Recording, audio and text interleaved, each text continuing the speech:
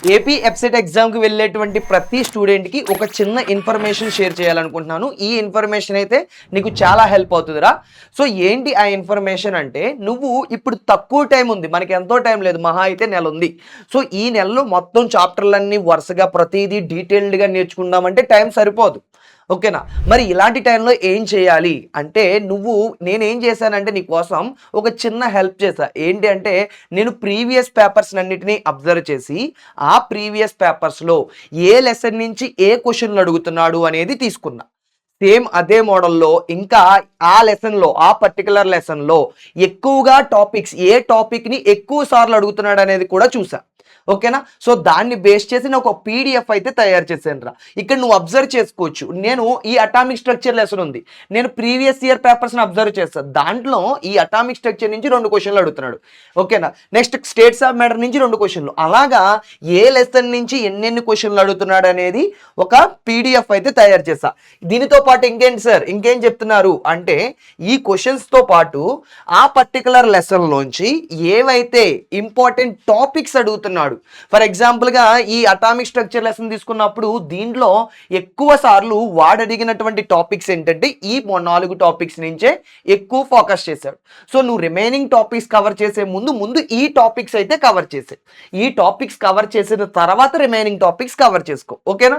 ఎందుకంటే తక్కువ టైం ఉంది కదరా. సో ప్రిఫరెన్స్ దేనికైతే ఇవ్వాలో దానికి ఇచ్చుకోవాలి. సో తక్కువ టైం ఉంది కాబట్టి ఇంపార్టెంట్ టాపిక్స్, ప్రీవియస్గా ఎక్కువ సార్లు అడుగుతున్నటువంటి టాపిక్స్ని కవర్ చేసేసుకో. అండ్ దాంతోపాటు ఈ టాపిక్స్ చదివేటప్పుడు నీకు ఏమైనా ఫార్ములాస్ తగులుతున్నాయి, సో ఆ ఫార్ములాలన్నీ సెపరేట్గా ఫార్ములా షీటు రెడీ చేసుకో, ఫార్ములా షీట్స్ గట్ట వేసుకో. అప్పుడు నీకు ఈజీగా రివిజన్కి గట్ట హెల్ప్ అవుతుంది. సో అటామిక్ స్ట్రక్చర్ ఇది, classification of elements, chemical bonding, states of matter, stoichiometry, ఇలాగా అన్నిటినీ బేస్ చేసి ఏ టాపిక్లోంచి ఏంటి అనేవి ప్రతిదీ కూడా ఒక పీడిఎఫ్ టైపు, ఈ పీడిఎఫ్ అనేది కూడా నీకు ప్రొవైడ్ చేస్తా. ఈ పీడిఎఫ్ ఎక్కడ ఉంటుంది సార్ అన్నావు అనుకో, నీకు డిస్క్రిప్షన్లో లింక్ అయితే షేర్ చేస్తాను.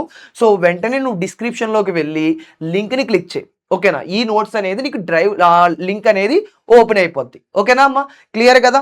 సో అన్ని టాపిక్స్ కవర్ చేసేటప్పుడు ముందు ఏదైతే హై వెయిటేజ్ ఉందో అది చూసుకో. దానితో పాటు ఆ హై వెయిటేజ్ టాపిక్లో ఏవైతే ఇంపార్టెంట్ టాపిక్స్ ఉన్నాయో అవి కవర్ చేయి. నేను ముందే చెప్తున్నాను, ఇదంతా కూడా ప్రీవియస్ ఇయర్ పేపర్స్ని బేస్ చేసి అనాలిసిస్ చేసి చేసినటువంటి టాపిక్స్. ఓకేనా? ఓకే.